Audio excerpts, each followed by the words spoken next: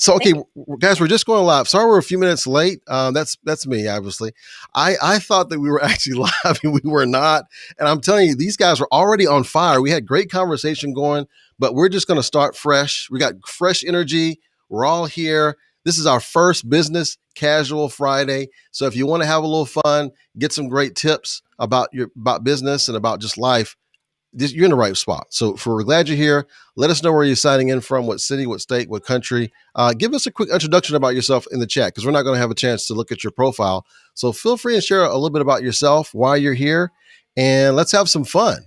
So I'm going to start from the top left-hand corner and just introduce my guests. I have, first of all, Miss Lila Smith. She is a speaker. She's a facilitator, an author. She helps you say stuff better. And welcome to the show, Lila Smith. Thank you, Rollis. I always have a good time on your show. So happy to see some of my friends here with us, and we're all ready to have fun.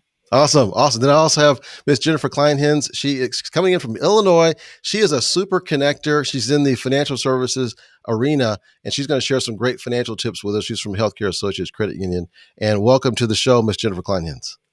Thank you so much for having me back. My favorite people. You guys are the best. And what better way to kick off a Friday? And also, happy Healthcare Human Resources Week, last day that we're celebrating. But thank you very much, all of our guests, because you guys all contribute so much to that human side of what we do. Yes, absolutely. And then at the bottom here, but she's not at the bottom of our hearts. She's still at the top. Okay, but at the bottom, we have Bibinaz Onsori. She is the anxiety coach. She helps you to reduce your anxiety, and she always has great content and tips. So welcome to the show, Bibi. Thank you so much for having me. I'm so excited to be here. I help end anxiety. Oh, I'm sorry. Excuse me. End anxiety. I like that. Not reduce, end. Okay, I like that. See, I like that little correction. So let me give you this for that. That was good. She kind of set me straight on that. That's good. Okay, there we go. So you get that. All right. So let's start off with our first tip, top of mind. And Lila, they didn't see it, but let's do it now. What's your top tip right now? I have a top tip that has come up many times in the last week alone. I've gotten so many messages about this one thing that I'll have to make a post about it at some point. But here's the deal. Everyone has that one person in their office or in meetings that you're always having that is interrupting you. Maybe they're interrupting everyone. Maybe it's just you. But whatever their reason is, and let's just give them the benefit of the doubt and say that they're enthusiastic. You've said something that's inspired them. They want to share it right away. They feel a sense of urgency, that value out into the world of your meeting right away. So benefit of the doubt, they have the best of intentions. Does it mean that you must stay quiet and be interrupted? No. So here's my tip. Something from theater that we used to use is repeated framing. You're creating an anchor in people's minds using devices like visual signals and the same words. So in many scripts, you'll see that there's kind of a catchphrase that's repeated multiple times. And that's because every time the playwright or the screenwriter wants you to hear those words, they want you to have some kind of recall of all the times that they've been said before. And maybe you're asking yourself what's different about this time or what's similar about this time. This is how we use it for interruptions. So Jennifer, would you be willing to play with me a little bit? Of course I would be. I would love to be part of this conversation. Okay, great. So because of your enthusiasm and being part of the conversation, I'm going to ask you to enthusiastically jump in. Excited about this and jumping in, and I'm always happy to help. Perfect. And Jennifer, if you would just hold that thought, I'm going to finish what I was saying. And notice that what I just did, I would ask you to hold that thought and I'm going to finish what I was saying. I'm doing this motion. You'll see it again. So now we're going to continue talking about whatever the topic is. Maybe it's live with. Oh, Jennifer, I hear your enthusiasm. I appreciate it. If you would hold that thought, I'm going to finish what I was saying. And we can do it one final time just to really nail it in, and ask yourselves at home what you're seeing. I really think I and what you're noticing. Such a great. I'm so glad that you do. Thank you, Jennifer. If you would hold that thought, I'm going to just finish what I was saying. And so now I've done it 3 times. Now you know that when I do this, I'm calling out Jennifer interrupting. If somebody else does it, I'm indicating them to note that I see that they are the ones talking and interrupting, and I'm redirecting the focus to where I want it to be, what I'm presenting. This space in front of me, literally in front of my mouth. This is where the words come out that I want you focused on. And I've used the same words all 3 times too. So beyond Jennifer being now aware that I will call out interruptions, having the room be aware that I do it in a polite way, and having everybody aware of when interruptions happen, it makes your meetings go much better. So that's my tip of the day, to say things better. I like that. Let me check in with the audience and just see what they think of that. Let's see here. Ah, look at there. They seem to like it too. Very good. Excellent. I like that. So we have quite a few folks that are already chiming in here.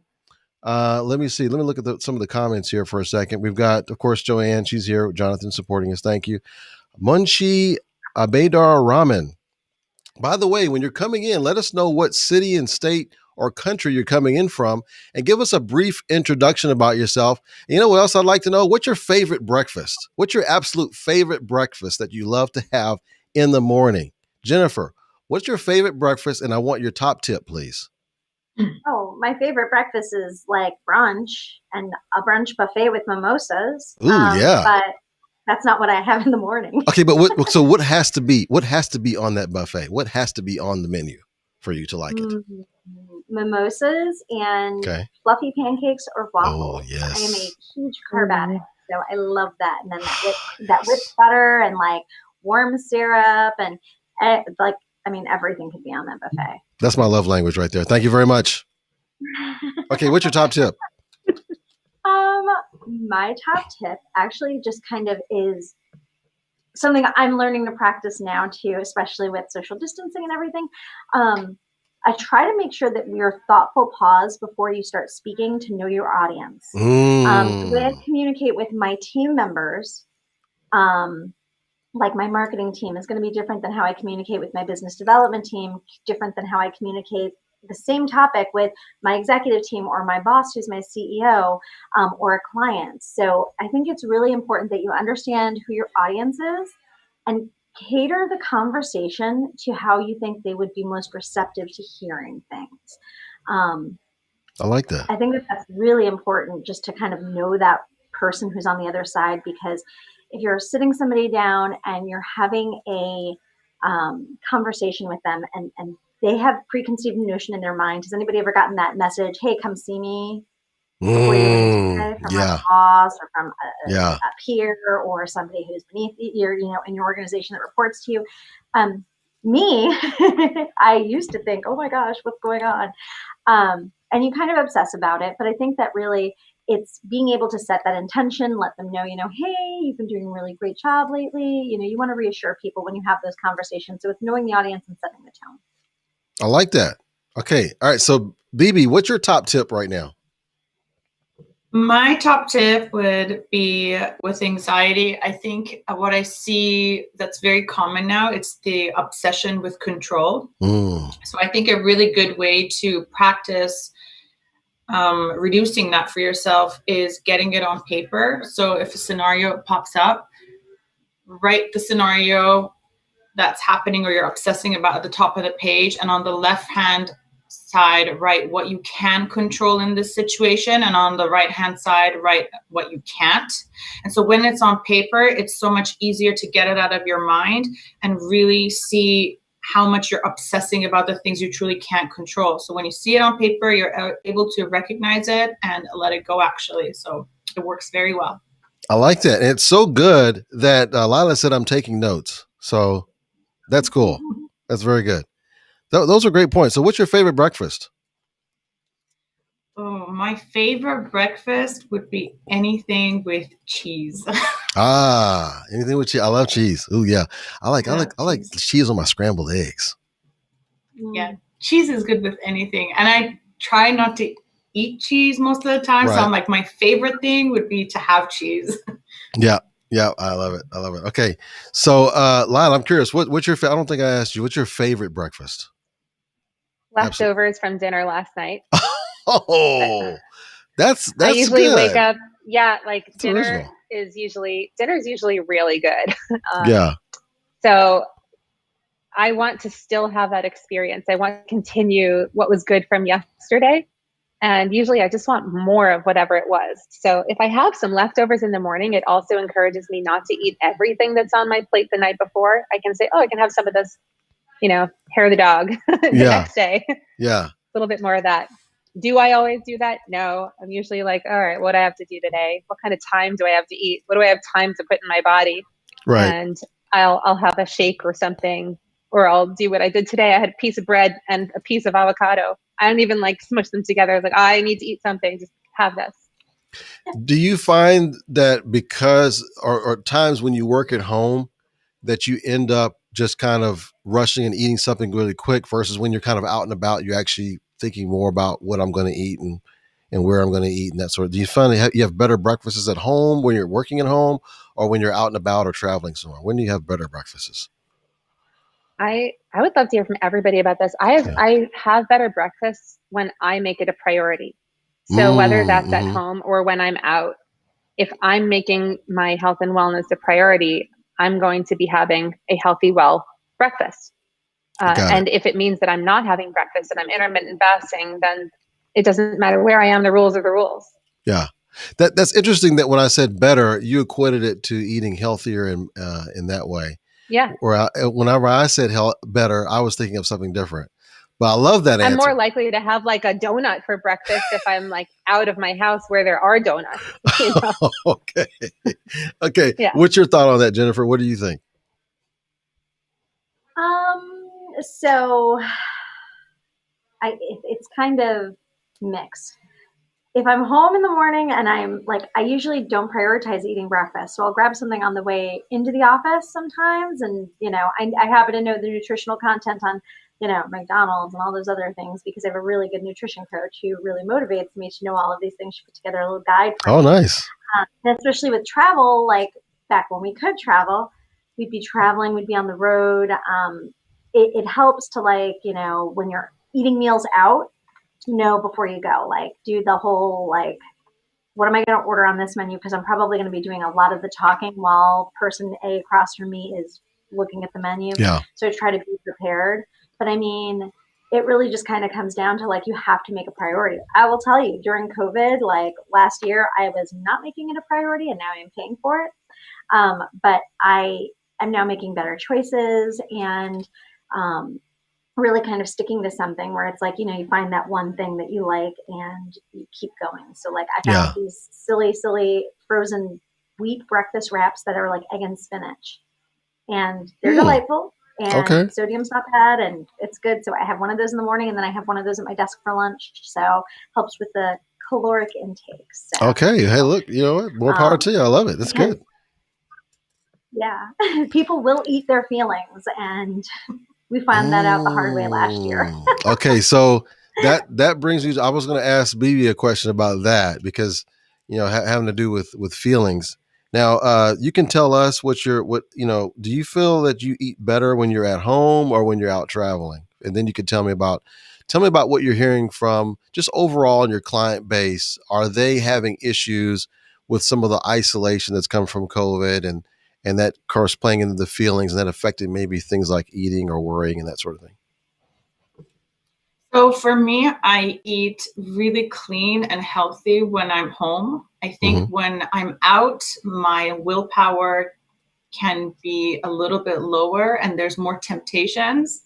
So I do feel better when it's at home because I know how I eat, how clean I'm eating. And so for me, for sure, I enjoy home much more. Okay. And clients, emotions, feelings. Yeah, I think there is, it's been like a year now. We're in lockdown and COVID, and it's really starting to affect people in mental health.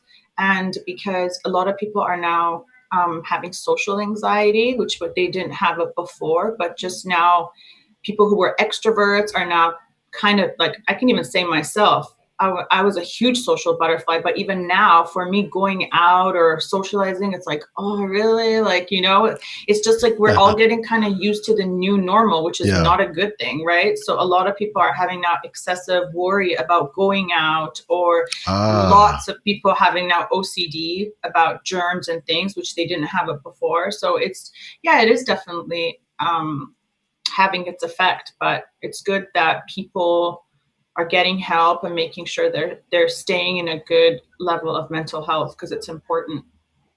Absolutely. So we have quite a few comments came in. We have, let's see here, Neltner. Martin Neltner, welcome. He says hello. We have David Donahue, I think is how you pronounce it. He says howdy, everyone. So welcome. We also have Julie Olson, Dr. Olson, I should say. Welcome from Savannah, Georgia. And Martin says, let it go. Frozen song, good song when anxious. Sing and let it go. Any Frozen fans here? You guys Frozen fans? You like that song? We've heard it like a million times. So yes, it's everywhere, that song. Now, Lila, looks like you were going to say something. Did you know one of the people I just named? Yeah, I know David Donahue, David, or Davey, a dosage of Davey is how I know him most well.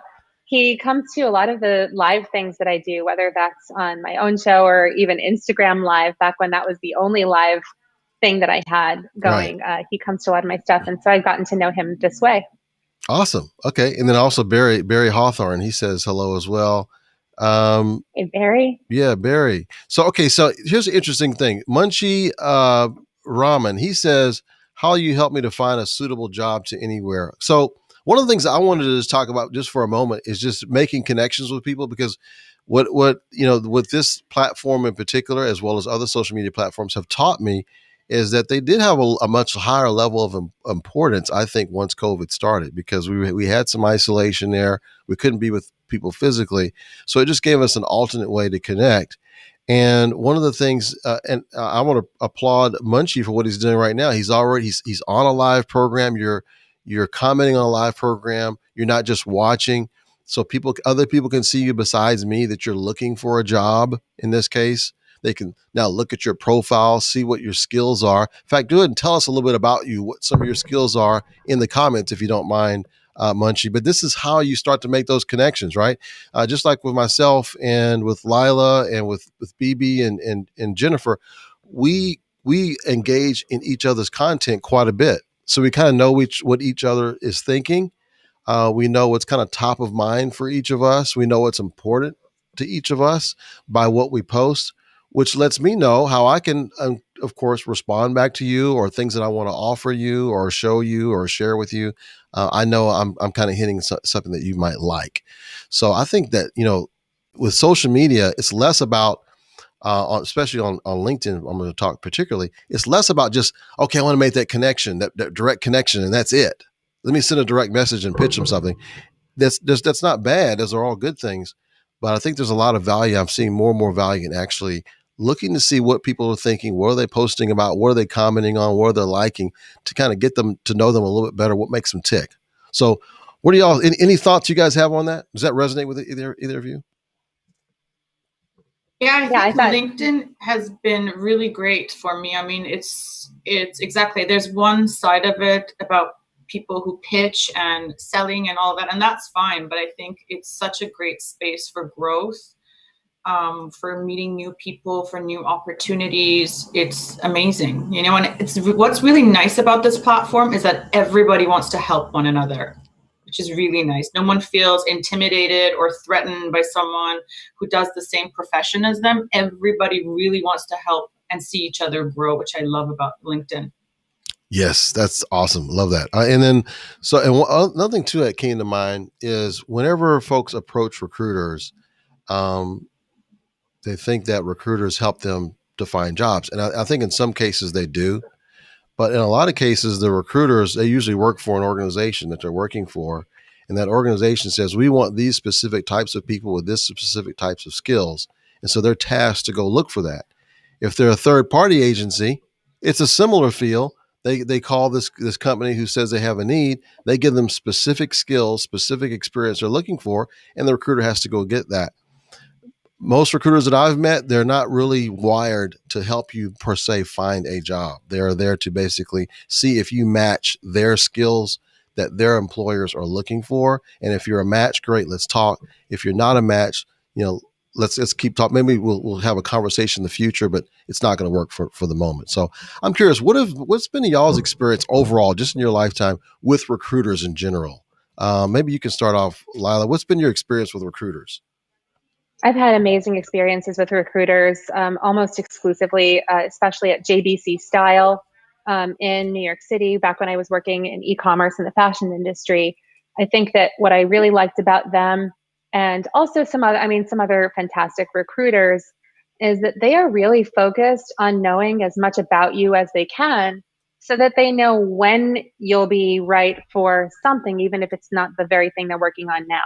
And they take great notes, which they share with each other. Their database is fantastic so that they can find, this thing came up. Lila's got, presentation skills. Lila's really good at working a crowd during live events. Lila's really good at thinking on her feet in the moment and doesn't need a lot of preparation in order to provide valuable experiences for people, both individually and as a big group. So if that became part of a job, they would remember that. And also, if they didn't remember it, if that person wasn't working on that specific role, they would still be able to find that information. So I loved how collaborative they were about sharing information. And on the other side of that, what we can learn is it's on us to make it really easy for people to recommend us for a job if we're looking for one. It's on us to make it really easy for people to know how to help us. Because you don't want to make something seem like an imposition, especially if you don't know someone and haven't earned the right to ask a favor yet. You want to make them feel like introducing you to a specific role would make them look like the hero. Yeah. So if I knew that there was this open role in operations or quality assurance, and I knew because somebody, let's say Bibi has already given me stories. We've already talked about stories that show me, not just telling me I have really good organizational or operational skills, but stories that demonstrate how that showed up in action. I would already know that about her. And if I didn't know her and she was coming fresh to me and saying, here's the role, it's about this, operations and quality assurance. Here's an example of when I was really successful in this for my last company. And here's what the results of that were. This is the kind of thing I'd love to do for Rollis's company. And he's posted this job. I see you're connected with him. Would you feel comfortable making an introduction? And so with that information, I know I'm going to look good to Rollis by saying, hey, I don't know this woman super well, but I can give you an example of her experience that I think would make you really interested in having a conversation with her yourself. So by giving me that information, I can then pass it on. And I'm much more likely to do that than I am to for someone I totally don't know when I haven't spoken to my own mother in 5 days. With the limited amount of time that I have, go for someone I don't know and try to pull out of them any kind of skills or success stories that they have.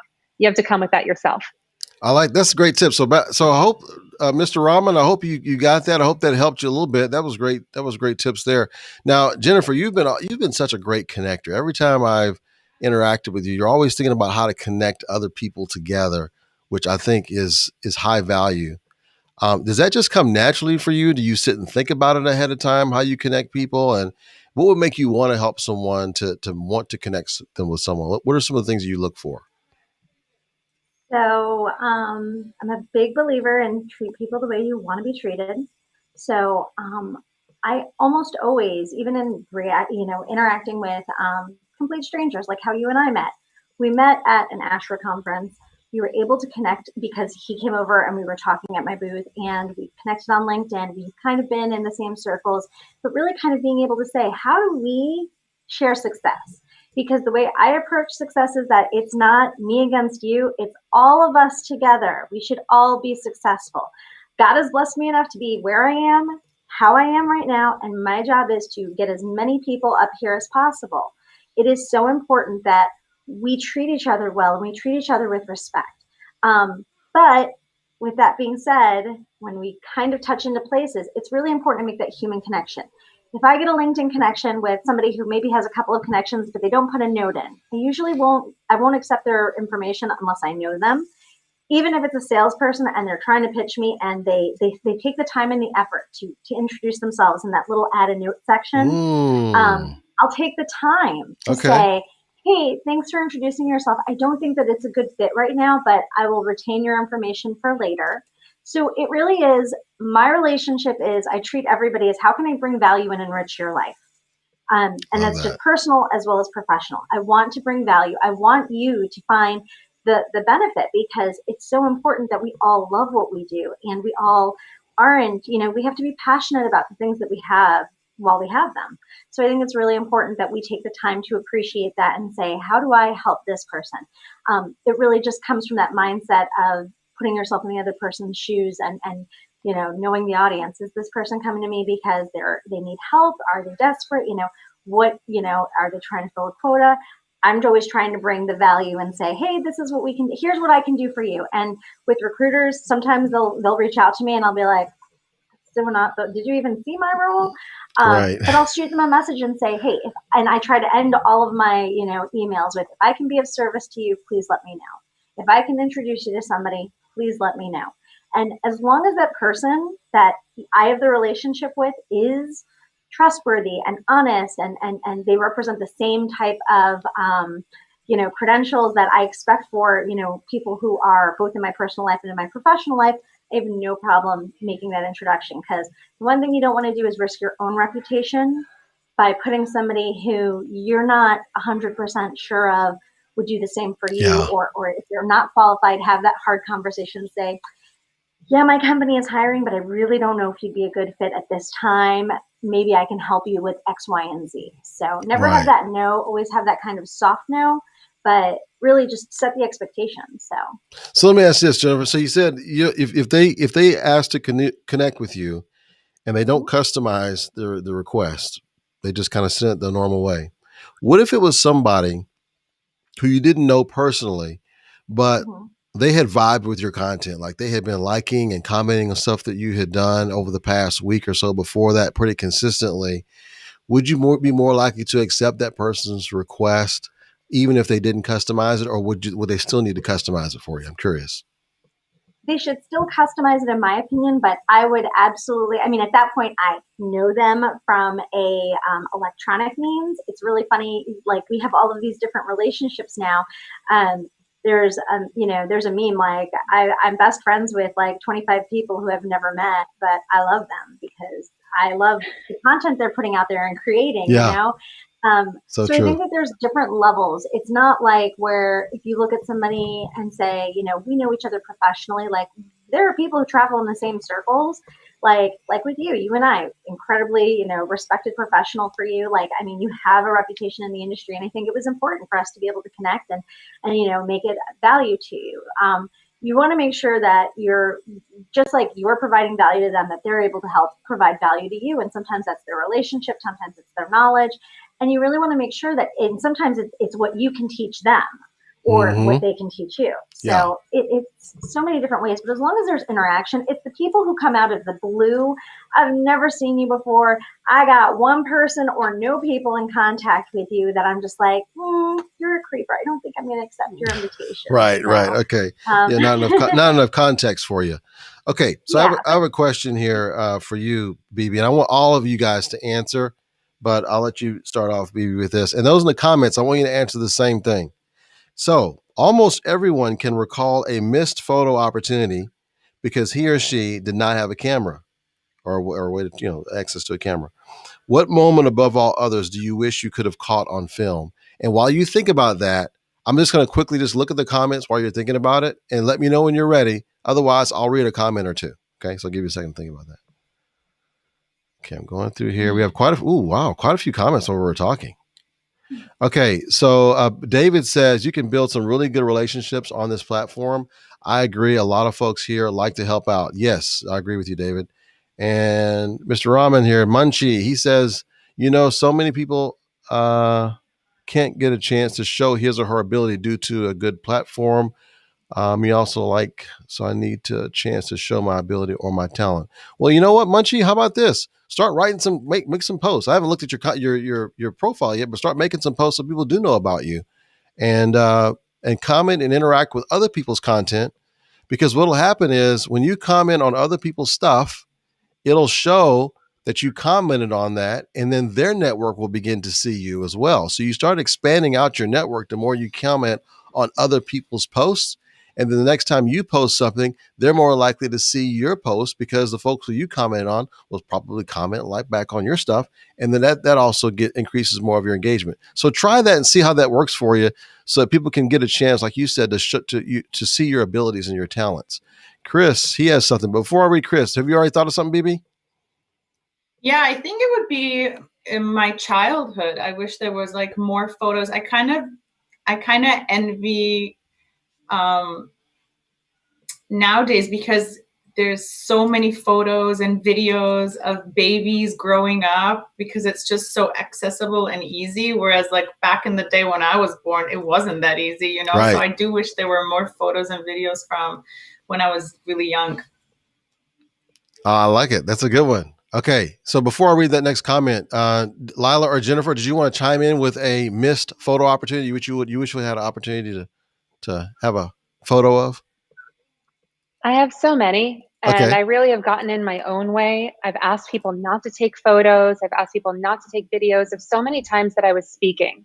And I mean for speaking engagements, you know, and I have asked people not to film them mostly because I'm insecure about the way that I look when captured by someone's camera that is not filming for the objective of making me look good, Oh, you know? right. So I'm like, I have had such tremendous anxiety about this. And Bibi and I have talked about this some in the past, how it took me so long to get over my fear of being on video. Wow. I have a theater background, but never did film. And just the idea of this moment being recorded forever and having other people have the control over when to pause my face so that if I'm like, you know, people can freeze on me looking like that. And for whatever reason, that has given me such tremendous anxiety that it took a whole program that I've now created to get over it enough to put stuff out there. So I've said a lot of things that I wish I had recordings of. I've been in these situations that I wish I had pictures of, but because I couldn't get over what I thought I looked like, I eliminated that potential for myself. Okay, in the comments, I regret that. Oh, sorry about that. In the comments, let me know if you feel the same way Lila has felt. That surprises me about Lila because she just seems so naturally good on camera. So I never would have thought that you had that type of anxiety from that. Jennifer, do you have a moment that you wish you would have caught on camera? Yes, but I want to first make sure, Lila, you're so natural in this environment that I'm so happy. We're so grateful that you're at the point where you can share yourself like this, because that just is, I mean, it's incredible that, you know, someone like you had that disposition of that, like you didn't like the way that you were looking or speaking. And I think you always bring value anytime, whether it's here through Rollis' show or through your own on your Instagram. I mean, you can't tell it all. It's amazing. Thank you. Yeah. I'll thank you so much. And I'd love to hear what you have to say, you know, about what you wish were still caught on camera, but just to let people know, it's not like I'm over it. Maybe because I haven't worked with Bibi directly on this, but I am not over it. I still have this. I have to hide self-view on Zoom in order to stop myself from obsessing about what I look like. And I still feel imposter syndrome before speaking. And I still give myself all kinds of reasons not to do something.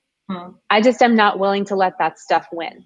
So it's not that I don't experience it, but I do have a way to get past it by just thinking about the one person who might need to hear the thing I have to say.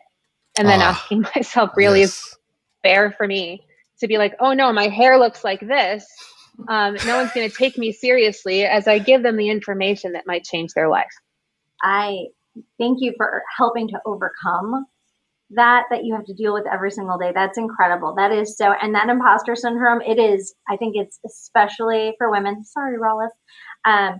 Where I think a lot of us deal with that, and every single day and every single moment, it's always at the back of my mind. And actually the technique you showed me earlier in regards to the interrupting and things like that. I think that that's going to help me, because sometimes being a woman at the table, you're like, okay, well, kind of discounted whether I say it or whether somebody else says it. So I really appreciate that, like you said that, and that's in my mind. I'm like, I can't wait to try that my next meeting. So yeah, that was good stuff. And I actually do suffer from imposter syndrome, in some cases, and I've also been called out too, in a good way. I've been called out by my vice president, who is now the president. Whenever I was a little bit out of line, she helped me on some things, that the differences between a woman who's at the executive table, C-suite table, versus a man at the C-suite table. The woman sometimes feels like she has to comport herself differently than the man, just because of the setup, and they want to make sure that they're in this seat, and they make it good for anyone else that comes behind them. They don't want to be perceived in a way that's hard to get along with or hard to work with, and they want to be perceived as someone successful. So they may not feel this liberty to take the same risks that perhaps a man at the same table would have. And so she set me straight on that. I was like, yeah, you know what? That makes sense. I never thought about that. Have you guys experienced anyone what I just talked about, or seen that? Yeah. Okay. Yeah. So imposter syndrome is even by gender, actually. We don't know about it because women are. It's more socially acceptable for women to be sharing things about what our inside thoughts are. Yes. And what our inside feelings are. So we hear about it more, but it is actually experienced. Studies have shown it's been experienced about the same between men and women. Yes. And that we always, but there is a difference in the outcome. So men have been shown, the data has shown men over and over through their experiences in life that they get a pass for being less experienced at things. Yep. Maybe not as much for men of color, right, Rollis? But like, you're the only one here who can speak to that. But there are passes that a lot of people get. Yeah. And those passes are privileged. Yeah. And women lack that privilege compared to how men have been shown that even if you are an imposter, there's probably still a seat for you. Yeah. Whereas women have had to prove time and time and time and time again, not only that we deserve a seat, but that we deserve a seat twice as much as someone's guy friend might deserve the seat. So like a guy, let's say a non-minority guy does something and it fails. He's a maverick. He took a chance. Yeah, he failed on it, but he's a risk taker. Let's let him give it another shot. Whereas if it's it's a woman, maverick, right?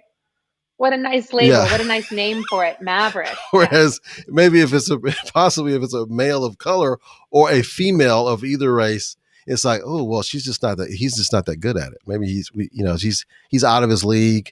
He's out of, or she's out of her element, and so maybe she's not that good at that job. So it's like two different, even though the same result could have happened, but two different people get a different viewpoint, and that's just how it is, right? So I can see why, in some cases, a woman or a person of color may want to take less chances than someone who is able to get that pass. So this is an interesting conversation here. Now, let me just read some more of the comments because I don't want to forget about them. We had Chris who said, "I've had mixed experiences with them." Talking about recruiters, they hustle, yes. But some try too hard to fit a round peg into a square hole. The opportunity they must fill. Those aren't the best in the industry, but they are everywhere. Ramon says, good afternoon. Oh, he's coming from Buenos Aires, Argentina. Ooh. So welcome. He says, humanized care in Latin America. Very good. And wow, lots of comments here. Chris said he wished he had more photos with his family who mostly passed. Oh, wow. Yeah, that's a tough one there. And he says, kudos for overcoming that. I've been terrified in my early career with that. So he resonates with what you said, Lila. Dr. Olson, Julie Olson, she says, yes, I would like to do a podcast or a live session on LinkedIn or Facebook, but need to gain the confidence. Okay, we're going to speak to her. So we're going to give her some confidence here in a second. She also said the Wall Street Journal just had an article on Zoom exhaustion.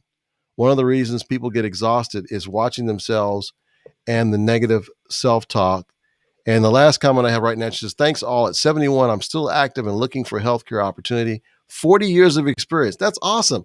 Hopefully you got some articles and some videos you're doing because you got so much knowledge you can share. That'd be awesome. Okay. What are your thoughts on what I just read? Anybody want to comment on any of those comments I just read before I move on? I still want to hear Jennifer's missed photo up. Oh, yes. Jennifer, you never said to myself, yes. What was that? Yeah, I'd love to talk about that New Thank York you. Times article. All right. So mine is kind of a twist on BB's and the one that was just shared through the comments. Okay. Growing up, I really wish I had more pictures of me with my grandmother and my grandfather, and my aunt and my uncle and my mom and dad. It was, this is going to sound weird, but like for like a period of 6 years, there are no photos that exist of me, of my face, because I had lazy eye, so I had to wear a patch. So I refused to be in photos. So there's this whole gap. And I kind of realized that, like, you know, it's, and especially like now, like, cause I had the whole, I'm going to go ahead and I'm going to, you know, I wanted to, you know, make sure that I was taking pictures of other people. But it's funny because I'm like our photographer bug in like our household and on family vacations and everything. But yeah, exactly, Rollis. Like, it's like, I want to capture everything so I can remember it later kind of thing. Cause, you know, but it's really unique because like my husband is complete opposite. He's like, I don't need any photos to remember it. It's all up here. And I'm like, but one day you're going to want the photos. So we're a good balance, but, it really is. It does come down to like, you know, wanting to have that and that self-confidence and that self-issue of, you know, I should have just gotten over it. And I think in my old age, I'm like, I don't care what I look like. This is me. This is who I am. My mother raised me to be confident. I'm going to go ahead and do this and make her proud. And I'm just going to take the picture. So, and that's something that so many of my friends, especially women with children, they're never in their pictures. They're never in their children's, you know, when you are sitting there and you're showing family photos, you got to be in them. And that's something I took into my life, or, you know, even late, but recently, in the last 5 or 6 years, I've just decided I need to document my happiness. I need to document me so that people know who I am. So, and that I can remember who I am in addition to the memories in my head, I can look back and show people. So I love my phone. I love all the pictures that I take on it. And yeah, I'm the person that's at the party. Rollis can tell you, I'm the person at the party going, smile. Oh, yeah. She's alive for the party. Jennifer's alive for the yes. Folder. Yes, absolutely. Yeah. Okay. No, those are all great comments. Okay. So since I almost overlooked you, and thank you for helping to remind me, Lila, I'm going to give you the next. I couldn't wait to hear what you had to say, and I knew it was going to be that good. And I want to I loved it. Jennifer, I always love when you talk because something you say always hits me right in the middle of my heart. And when you said I need to document my happiness, it reminded me of something that my therapist told me last week, because I'm keeping all of these notes and all these journals of like impulses I have, money I haven't spent that I was going to, and complaints that I have that I should be documenting here instead of like spewing out to my loved ones all the time. And she's like, that's great. Are you also documenting your victories? And I was like, no, why would I? Oh, okay. So now I know, right? Like there are two messages, one from her and one from you. But the way you said that, documenting my happiness and thinking about what that must have meant for you all those years with the patch. And I really like, it stuck it in my heart. I needed to hear it, not just from her, but I needed to hear it from you too. So thank you for sharing that in that moment. It really meant something to me. Man, this is amazing right here. Yeah. We have to celebrate ourselves. Okay. We have to celebrate us. I was told I wasn't supposed to show this one right here. This right here. And, you know, this one here, it's just like, you know, togetherness. Thank you. That was amazing. And then also this right here. Yes. Yes. Very good. Okay. So I did get a couple more comments. So Martin, he's a little bit on the other side with one of these issues here, and it's okay. We like it. We like having different perspectives, right? Okay, so he says, I'm disappointed about the gender issue. He says, think outside the box. Trust me, I am a man, white, etc., and I had many failures, including after 65. I am now out to pasture. The issue has never been gender or whatever. It's political connections and WIT. Oh, with failure brings success. So I'm putting it out there. What do you guys say to that? Yeah. Respectfully, what do you guys I say? would love to just call out that over 65 is also if you look at what protected classes are, Okay. just in terms of our legal system in the US, they include age. And I'm willing to bet that, Martin, you had a different experience when you were 40 than you do at 65. Even the fact that you've explained it yourself gives you perspective. You are part of a group of people who has it harder than another group of people. And I'm going to let you know that that is the same for women. That is the same for people of color. That is the same for anyone who is in a protected class, someone with a specific gender identity or sexual orientation. There are groups of people who have experiences that overall are different. You think that you have it bad as a white man over 65. Ask yourself if you would trade places with a black woman over 65, and then you'll have some perspective on what your experience might be. Ooh. Wow, that was powerful. Hey, look, but it look, may not be gender to you, but that doesn't mean that it isn't. Yeah. That it isn't an element of the truth. And so, and what I want to do too is I want to also I want to actually thank Martin for him expressing himself this way, because there's a lot of people who will watch it and they'll never say anything, but he just came out and said it. So I want to give him some props for doing that right there. That was awesome. Thank you very much, Martin, for you doing that. Then I also want to give some props to Lila's response as well, because that is absolutely on point. He is a protected class, just like you're in a protected class and I'm in a protected class. The reason why we have those protected classes is because now everyone gets a first shake. So you have to do these things. Jennifer, you got something. I can tell you want to say something. Go ahead. Yeah, actually, it's kind of funny. There was an article, and I will find it and I will post it to this conversation in the LinkedIn comments after we're done. There was actually an article that just came out of a man who is, in an architectural firm. If anybody's heard this, raise your hand. But he was they have a shared mailbox, and it was him and another woman who is in this architectural firm. And they were both doing design and things like that. And he said he noticed that he had been presenting to a client, and the client was coming back and was just kind of like very combative to the suggestions he had, to the ideas, to what he was saying. And like even at one point, the client says, well, this is not the industry standard. The industry standard is this. And he's like, well, I knew it was complete BS. And he's like, and it took him a minute, and he looked down and was rereading the emails, and he realized that the shared inbox was signing his emails as his female colleague. So he decided to step in and say, hey, this is Eric, whatever his name was.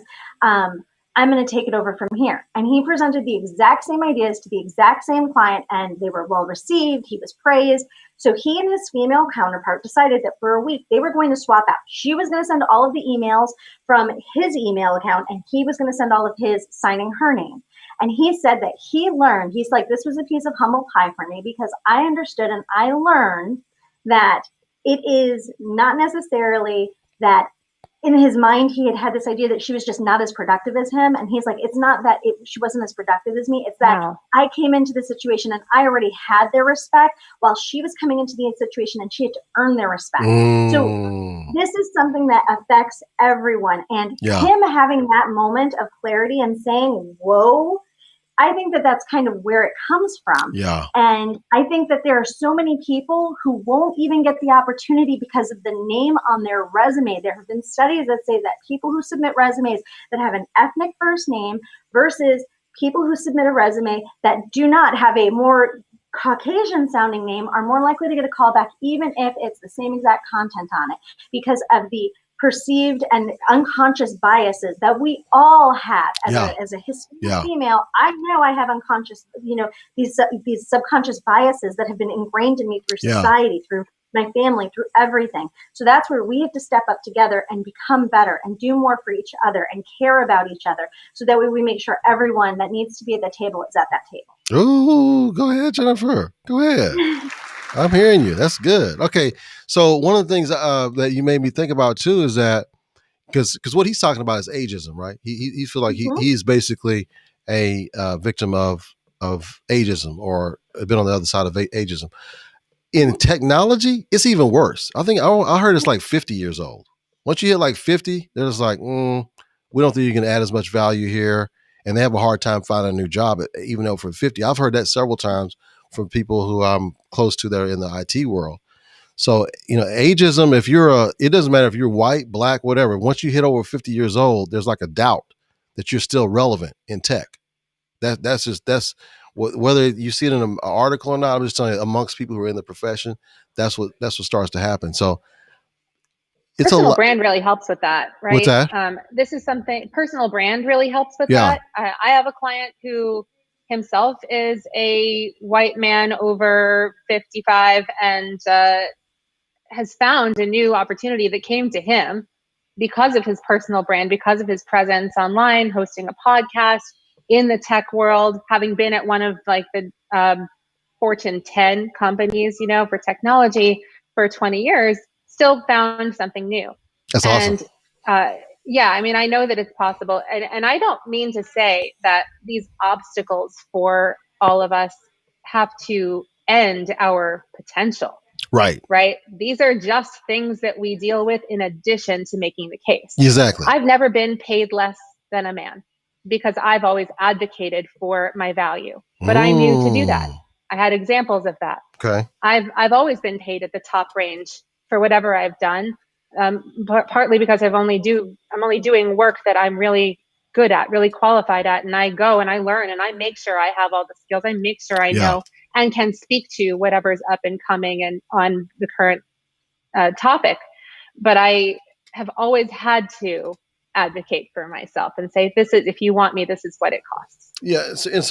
And all the things we're talking about doesn't make the odds insurmountable, right? You have people who are, there are no insurmountable odds. You have people who are in those roles and they're able to do it. It's just that we're just basically calling it what it is, that there are differences. People have different paths. Right. So Bibi, I want to get you involved too with this conversation as well. I have a new question. I was going to ask Jennifer, but Jennifer has such a salient big point there just now. I'm gonna let her. You can still answer this question, Jennifer, but I'm gonna let Bibi answer it first. Okay. So after you answer this question, I also want you to give me what's your top next tip about what we can do to help end anxiety. Mm-hmm. Okay. So here's a fun question for you though. Would you rather? I just had it in front of me. Where is it? Here we go. Would you rather live your life without any taste buds or never have any feeling in your fingers? And then tell me about your top tip of ending anxiety. Feeling in my fingers, like I have to have taste buds. I love food. Me too. I'm not giving that up. Me too. Well, you knew exactly what you were going to do. Yeah, no, like food and me are best friends. So okay, those in the comments, I want you to answer as well. So Jennifer, what's your take on this? So at first, I actually was like, but then I can't touch little babies and feel how soft they are. But I am kind of hungry, so didn't have lunch yet. So I think taste buds are going to work out because I think everything else feel? Because if I can feel everywhere else, it's just your fingers. It's just your fingers. Totally. I really use my fingers a lot. So I need my fingertips. I choose fingertips. Okay, you're gonna choose your finger, so you're just gonna go without taste. Yeah, and I have the same love affair with food that Bibi does. We bonded over that, like especially with cheese. But it's not like my love affair with food has really led to such healthy behaviors for me. So if I can 2-for-1 this and be like, well, whatever, I can't taste anything anyway, and just have a bunch of lettuce and grilled chicken. Wow, that's a powerful point. But touch things, Yeah, because you still get texture. Yeah. You can still enjoy the texture of the food and consuming the food, but you just won't be able to taste it. But because you rather have. I like making the food, and I understand there are people who make food using their feet or with prosthetics. Would I choose to be in that position? No, I think I would rather be very nimble and able to use the blessing of my fingertips, which are in so much of what I create in the kitchen, be able to give that to others and still do that. It's hard to know if I made something good though, if I can't taste it. So that's true. I need Bibi and her taste buds to be in my kitchen with me. So you're always welcome. Okay. So Bibi, give us another tip on ending anxiety. Well, tip on ending it is take the first step and go after it. That's my biggest tip. Don't believe that belief that everybody creates that they have to live with their anxiety disorder forever. Not true. You really don't. I mean, I've had so many clients and I've yet to meet someone who's had anxiety as bad as I did. I haven't met someone yet who had it as bad as I had it. So if I could heal from my anxiety disorder, anyone can. So my biggest tip is to encourage people who have anxiety disorders to really go after it. Don't be in that belief system that it's got to be forever and now it's just a part of your life and you have to deal with it. Do you find when you're talking with clients and when you look at your prior experience that the anxiety itself, like in other words, there's a common anxiety people have across the board where it's more the anxiety itself or how they approach or look at the anxiety? What's kind of more the more common thing you see, the common thread? Yeah. So the way I work with anxiety and the reason why I can say I help professionals end anxiety permanently is I personally went to 25 professionals myself when I had anxiety in London, in Italy, in Canada, in Iran, but I still had anxiety. Like no one could help me end it. But then I truly believe that, okay, so I'm born as a blank canvas, right? And so through life, trauma happens, negative things happen, bad experiences or whatever, and then you make a decision based on those. So the way I truly work is I get to the root cause of why is this person even having this anxiety, right? So like, let's just use Lila's. Like if we're getting on camera and it's like uncomfortable, but why is that even coming up? So like we can say that's fear of judgment, but where is the fear of judgment coming from? Where did that start? An entire lifetime in the theater and literally being on stage and looked at and evaluated for what I was looking like in headshots and no, maybe no, without looking at anything about me as a person. Exactly. So that could be the root cause for her, but then that can be healed, right? Through work. And then so once we heal the root cause, she's not going to feel like that today. She won't feel like that anymore because it's now taken care of. Yeah. That sounds good. This is awesome. Appreciate it. And so I want to thank all the commenters. I want to really thank Martin. I really appreciate what he did. And so our hearts are with you. We can't say we know exactly how you feel, but we know how it feels to be in a somewhat of a disadvantage. So he has a different disadvantage than ours. So we share that part with you and we hope the best for you. We hope Raman is able to find something. Thank you for joining us. I love Chris's comments too. He says anyone with a brain basically has bias, according to the Neuro Leadership Institute.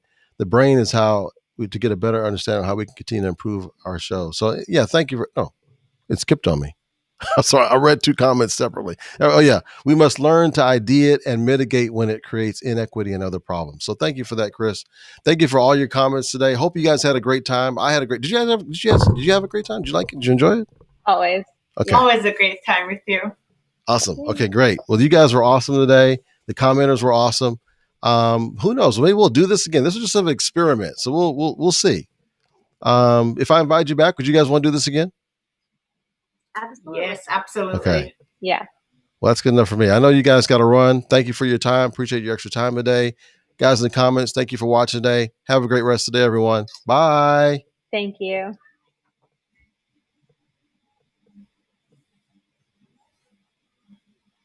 Okay, I'm going to hit the end stream just a second. I want to make sure because LinkedIn's a little bit behind us. If any of you have to jump, you can. But I just want to make sure I don't stop the stream while it's still going because LinkedIn can be a little behind. Great rest.